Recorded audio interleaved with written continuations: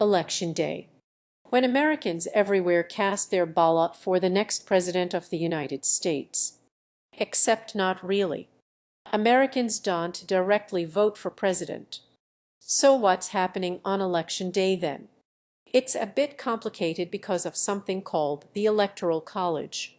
To keep things simple for now, think of the Electoral College as the collection of 538 votes that determine who the President of the United States will be.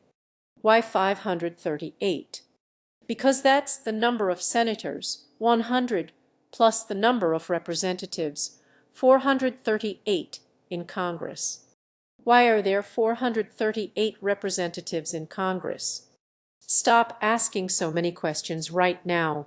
We're trying to keep this simple. These 538 votes in the Electoral College aren't given to the citizens directly, but are instead divided among the states. So how does the Electoral College give out the votes? Each state, no matter how populous or not, gets 3 votes to start. The remaining votes are given out roughly in proportion to the population of the states. The more people the state has, the more votes it gets. Here's a map of the United States showing the voting power each state has by making one hexagon equal to an Electoral College vote for president.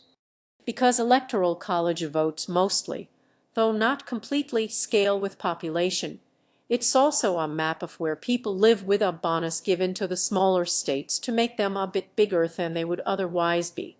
In early November, when citizens go to the polls, they aren't voting for president directly, but they really telling their state how they want it to use its electoral votes.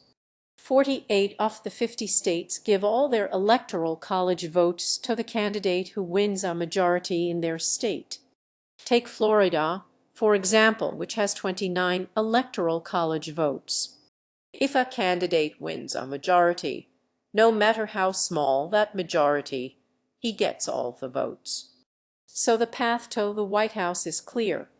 Win enough majorities in enough states to get more than half of the Electoral College votes, and you get to sit at the big desk. That wasn't so complicated, you say. Well, there were a few details left out. The Electoral College loves states, but what about the 11 million Americans who don't live in a state? What happens to their vote, and where are these people hiding?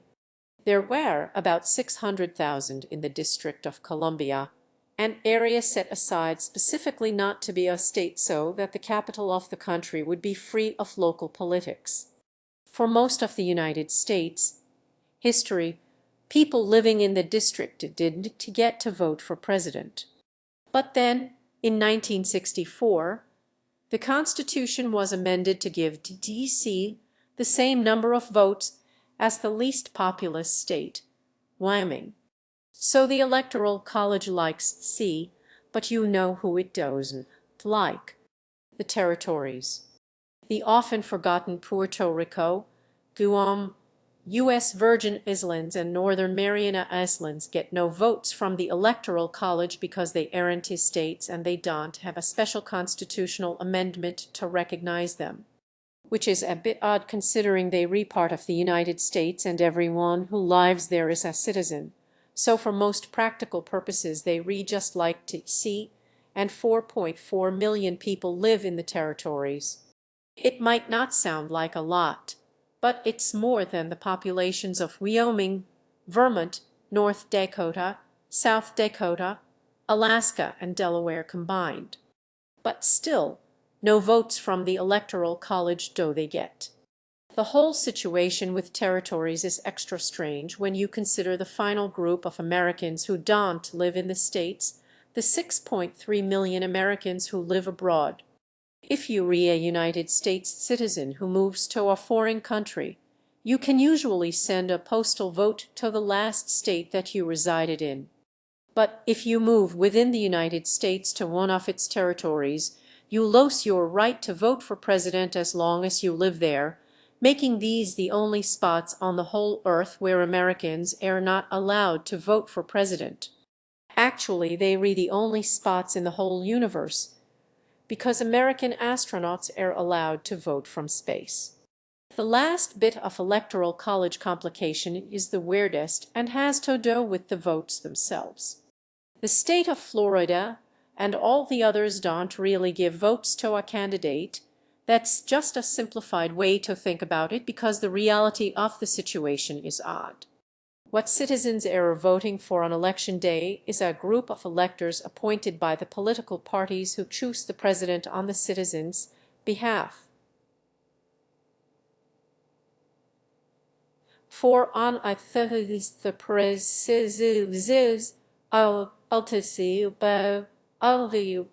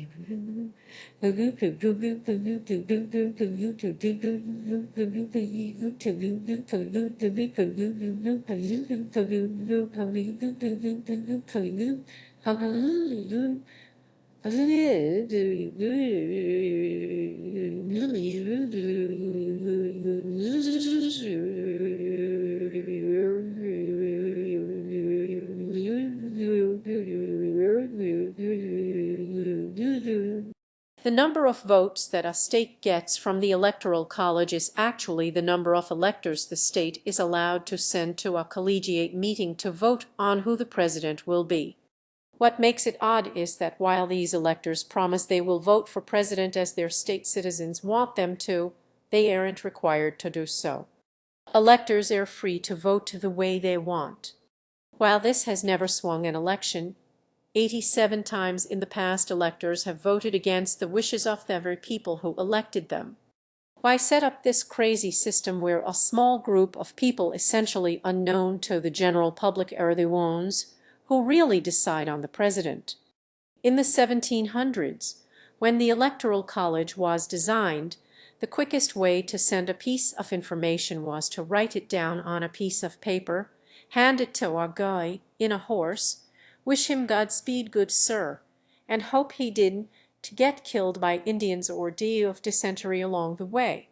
Because information moved so slowly and because the young country was so big, the idea was to send all the electors to Washington where they could have the most up-to-date information to make decisions for the people back home who wouldn't know the latest news. Though now, when we carry information on beams of light in fiber optic cables rather than on the backs of herd animals, this particular aspect of the Electoral College might seem a little out of date.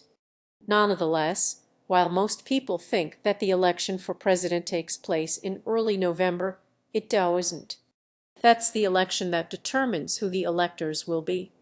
The 538 electors who are chosen then meet in early December and they cast the real votes that determine who is the next president of the United States.